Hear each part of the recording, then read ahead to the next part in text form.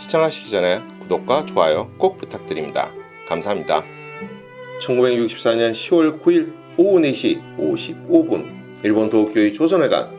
아버지는 딸의 이름을 불렀습니다. 아, 금단아. 딸은 울음을 머금고 하바이라고 불렀습니다. 둘은 얼싸 안았습니다. 헤어진 지 14년 만이며 분단 이후 처음으로 이산가족이 상봉하는 순간입니다.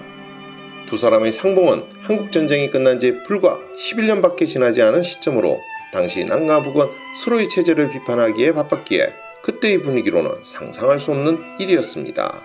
한국전쟁이 한창이던 1950년 12월 중국군과 합세한 북한군의 공세에 버티지 못한 유엔군은 압록강과 두만강 유역으로 물러서 서울 이남 지역까지 철수했습니다. 그리고 당시 퇴각하는 한국군과 유엔군을 따라서 북한 지역의 주민들도 대거 남쪽으로 피난했는데 신금단의 아버지 신문준도 이때 단신으로 월남하면서 가족은 헤어지게 되었습니다. 당시 딸 신금단은 12살이었습니다. 가족과 떨어져 혼자 남쪽으로 오게 된 신씨는 모든 피난민들이 그러했던 금방 가족들과 다시 만날 수 있을 것이라 생각했습니다. 하지만 기다리는 시간은 점점 더 길어져만 갔습니다. 그러던 중 기적 같은 일이 벌어집니다. 헤어진 지 13년이 흐른 1963년 신문준은 우연히 신문을 보다가 딸의 소식을 알게 된 것입니다. 1963년 11월 10일 인도네시아 자카르타에서 열린 신생국 경기대회, 즉 가네포에서 육상 400m와 800m에서 북한 육상 선수가 세계 신기록을 세웠다는 소식이었는데 신씨는 단번에 그 선수가 자신의 딸 금단이라는 것을 알아챈 것입니다. 가족이 헤어진 후 신금단은 매일 오전 4시 반에 일어나 30리씩 달리고 20kg짜리 파벨을 300번씩 들어올릴 정도로 운동에 몰두했고 세계적인 운동선수로 성장한 것입니다. 가네포 이전인 1962년과 1964년 모스크바에서 열린 국제육상경기대회에서 400m와 800m에서 각각 1위를 차지했으며 그리고 1963년 가네포에서도 400m와 800m에서 두 개의 비공인 세계 신기록을 수립하고 200m를 포함 상관왕에 오른 것입니다. 다음 해에 있을 1964년 도쿄올림픽에서의 금메달은 이미 따놓은 당상인 듯 했습니다. 딸의 소식을 신문으로 접한 아버지는 대한올림픽위원회를 찾아가 신금단이 자기 딸임을 밝히고 만나게 해달라고 호소했으며 도쿄올림픽 출전을 앞둔 신금단 또한 남쪽에 살아계실 아버지를 보고 싶다고 언론에 밝히면서 신씨 부녀의 상봉에 대한 기대감은 높아졌습니다.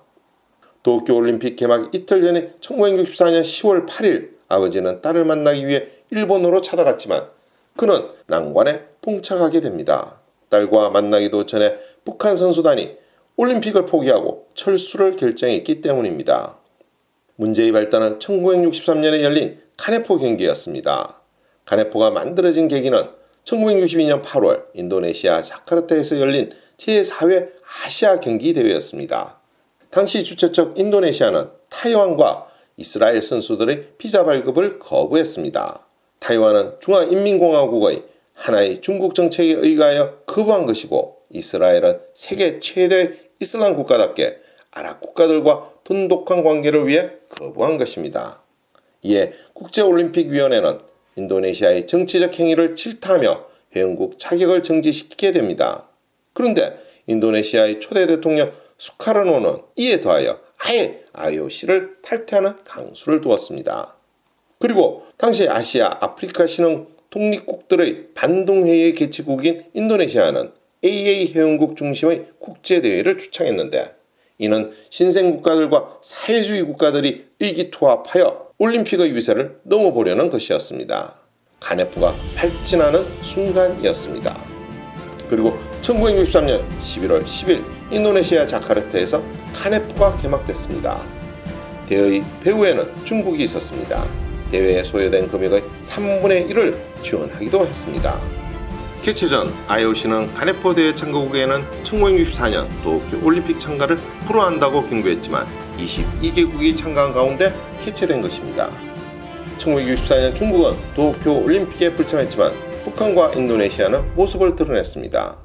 하지만 IOC가 국가에 대한 참가 불허 방침을 굽히지 않자 결국 두 나라는 참가를 거부하고 선수단 철수를 결정한 것입니다.